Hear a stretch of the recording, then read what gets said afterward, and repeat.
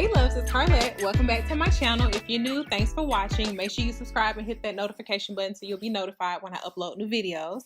And today it is a career chat, and I'm going to talk to you guys about my decision to apply to pharmacy residency programs again. Now the key word is again, so make sure you stay with me because I'm going to tell you the backstory and the history with the past years and what has led me up to this point where I am now. Also, this will be a two-part video because I don't want the video to be too long. So in this one, I'm going to give you the backstory about the past years and what happened with the application process. And then part two will give you up to date, basically picking up with kind of like my right now, the last few months as far as what's going on and my decision to reapply again. So with that being said, I'm going to jump right in, and I'm going to start with just giving you a little brief definition of what residency programs are. So in a nutshell, they are postgraduate training programs that you go into after you obtain your degree, and they give you advanced training in a particular area where you can specialize. So it kind of boosts you above entry-level practitioner, basically. So the goal of completing a residency program is to advance your training, again, beyond just entry level, but to open up more job opportunities and allow you to specialize and do things beyond the traditional where we see most pharmacists practicing. So when you say pharmacist, most people think going into the drugstore where you get your prescription filled or pick up your over-the-counter medicines and whatever, that's where you have pharmacists practicing. That is where the majority of us do practice. However, there are many pharmacists who work in other specialized areas, either behind the scenes, or you may even interact with them throughout your different healthcare avenues, and you may not really just know that they are pharmacists, because oftentimes in those settings, they're just introduced as Dr. So-and-so, and the average person won't really understand the difference in these titles. That is the goal of pursuing a residency program when it comes to the pharmacy profession. It is not a requirement to enter into practice and utilize your degree. However, it is something that you can do to kind of set yourself apart from the rest and open up more avenues as far as your career is concerned. So now that that part is behind us, I want to give you a little backstory about my journey and the past years of applying. So the first year, it was January 2014, and it was the January before I was due to graduate in May. So applications are due every January. You typically apply as a fourth year student right before graduation, so you can go straight into the residency program once you graduate and, all that good stuff. So that's what I was doing. I applied to 3 programs that year, and I got 2 interviews. So problem number 1 with that is that the 3 programs that I applied to were in my city that I lived in. I went to pharmacy school in my hometown, and the residency programs were in that city. So I limited myself tremendously because of that. I didn't really have much of a choice, though, at this point, because I couldn't afford to relocate somewhere. So I didn't have that opportunity to say, okay, I'm just going to look at programs wherever and then, relocate there. If I had have tried, I am sure that God would have opened the right doors and been able to provide for me to be able to relocate. But the reality was I was working at that time just to have enough to be able to pay the bills and keep my head above water. I didn't have extra money to spend moving to a new city, finding a new place to stay, going without a check probably for almost a month, if not longer, and all of that kind of stuff. So that was one of the biggest problems that year, is that I limited myself tremendously. And of course, I didn't match to a program because I'm telling you this story. Okay, so now we fast forward. It is now January 2015. I'm a little over 6 months out of school, been licensed, working as a pharmacist, and it's now time to reapply again. Round two.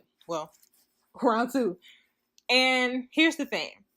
My father passed away the December before. So it was a lot going on in my life. We found out that he had cancer in October. He passed away in December. It is now January, and it's time to submit applications again for residency programs. And I'll be honest with you, I almost didn't apply. The only reason why I did was because I knew that it was something that was very important to me, number 1. But I knew that my father would want me to continue to chase after my dreams and pursue my goals and not just let life stop. I just told you what was going on in my personal life. So this year, I also only applied to programs within my city. This time, it wasn't so much the financial issue because, mind you, I told you I've been working as a pharmacist now. I've been getting a great salary. I was keeping my expenses low, so I had money saved up where I could afford to move. This time, it was the family issue. My father was sick. So October, November, and, early December, when you're kind of starting to make your decisions about programs, he was terminally ill. I couldn't leave home then. I'm like, they need me, so I wasn't open to moving at that time because of that. And then ultimately he passed away in December. By January, applications are due. Yeah, I could have changed my mind and branched out and opened, to different locations. But at this point, I'm like, I can't leave my mama. Like, we are dealing with the most devastating thing that's happened, at least in my life, and in this family. I can't leave her now. Well, I applied to pharmacy programs that year, again, only in my city, and again, it didn't work out. So I go on about life, continue working as usual. At this point, we're kind of, trying to just deal with our new reality, new life, as far as my father passing away and dealing with all of that. And just kind of going through the motions. Fast forward to January 2016. Now, this is round 3. Or it would have been round 3. But I didn't apply that year. Honestly, my reasons for not applying to programs that year was just, I was dealing with too much. I was still heavily grieving the death of my father. It is a process that I think you will forever be on. But at that point, we are a little over a year from him passing away. And it's still very fresh. We're still trying to figure this thing out. I'm still very concerned about my mom and her, because she took it hard. We all did. But, she was now a widow, living at home alone, having to figure out how to, keep the maintenance up on the house and cutting grass and just, the basic stuff that you don't really think about when there's a man there. So I was a mess. Everything was just still a mess. And I wasn't at the point where I could even say that I can pour my all into applying to programs or figuring out what I wanted to do, because I didn't even know what I wanted to do the next day. It was a mess. Now we fast forward to January 2017. This is round 3. Things have gotten better as far as my life. I'm more comfortable with opening up to pursuing programs that are in other locations. So outside of my city, outside of my state. And that's what I did.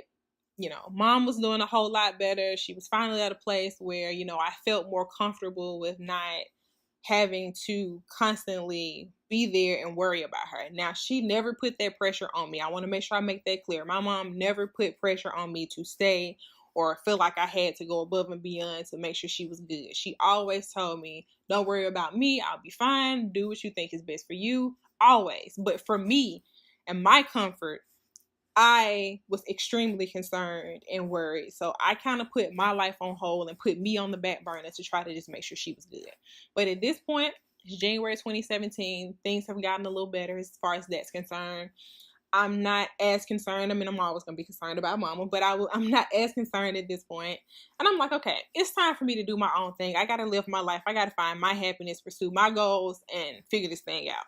So I applied to different programs in different states. Now, I did still limit myself because I only apply in the Southeast, so neighboring states, Florida, Georgia, all of that kind of stuff. But I opened up more so than I had in the past years.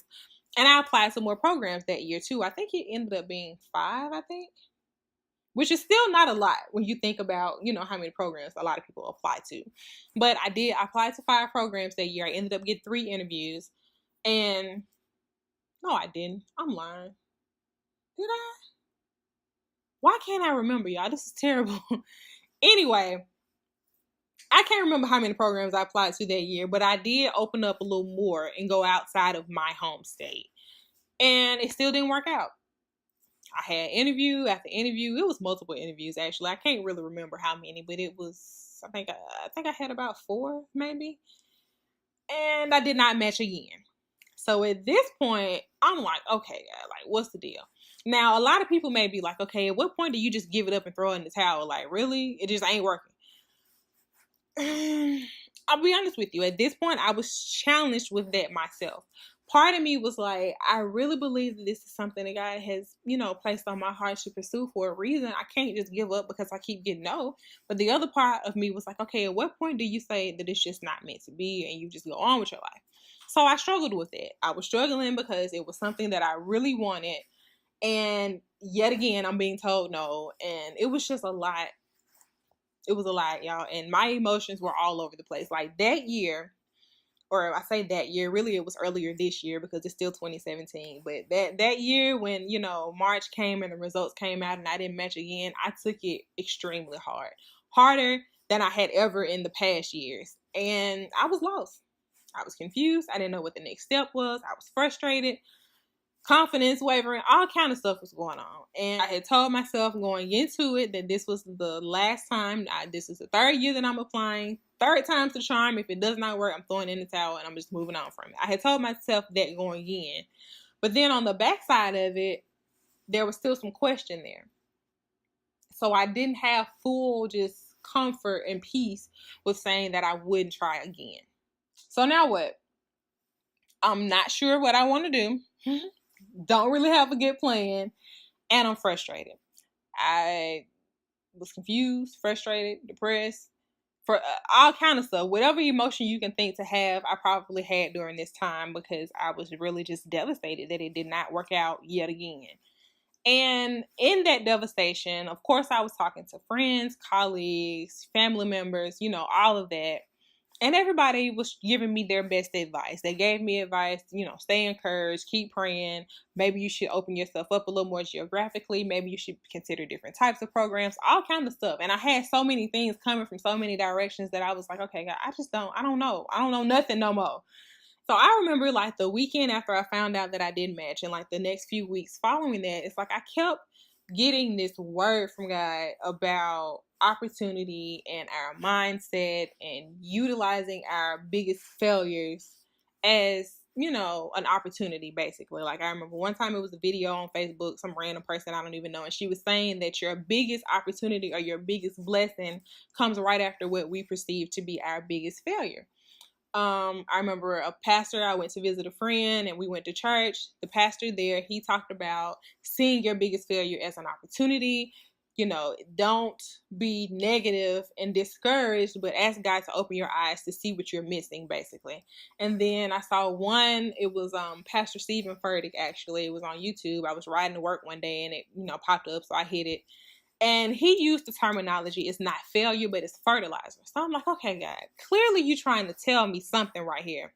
But what am I missing? What is this my opportunity for? Do I apply again? Is it something greater than this that you want me to do? I just don't know. So kept praying on it, kept trying to do different things. Opportunities will come up. Okay, I'll apply here, see what happens. Couple of months go by, I'm still frustrated. No doors are open and I don't really have clarity on what I should be doing as far as my next step. And I ended up talking to my aunt one night. And this aunt is my dad's sister. So we were just talking and I was telling her basically what I'm telling you guys. And she could hear and sense the frustration in my voice. I think I even ended up crying at some point in this conversation because I was just so frustrated. And again, she gave me, her advice and her feedback. But one of the things she said when I, in the midst of me talking, she was just like, all I can say is just keep praying, keep fighting, and keep pushing. You're talented. You're smart. I see how much you want this. Eventually that door will open if it's meant to be. So just don't give up, basically, and just keep praying. And I was like, I've been praying. I've been fighting. I've been working. I don't know what else to do. And her response got me so, like, it was like one of those moments, when somebody says something, you just like speechless. It was one of those moments. Her response, well, have you slowed down long enough to hear God's answer? And I don't know if it was as profound for you as it was for me in that moment, but when she asked me that, it was just like the whole world just stopped. And I had to realize that I hadn't. From March up until that point, which I think we talked somewhere around in May, I had been running constantly, mind racing, trying to think of ideas. What's my next step? What can I do in the meantime? I'm considering going to get a, master's in something else, going back to school, residency here, different job there, moving, all kind of stuff. I was just all over the place, considering everything at this point. And when she said that, I realized that no, from the moment I didn't find out that I matched, I have hit the ground and my feet been running and get nowhere, basically. So from that moment, I said, okay, God, I'm going to continue to pray about this. I'm not going to pray that you open the door and that you make a way or that the opportunity comes, but I'm going to pray that you help me see the next step. Help me know what I need to do in this season. And I'm going to slow myself down long enough to hear what you have to say. And from that point on, the rest of the summer into early fall, that's what I did. I took my hands off the wheel. I put the car in park and I sat. I prayed, fasted, talked to God about it, really got direction and clarity on what I should do because clearly I was lost. So I've given you the summary behind what happened the past few years that led me up to this point to make the decision to reapply again. So stay tuned for part 2 and I'll tell you the details behind what really led me and pushed me to the decision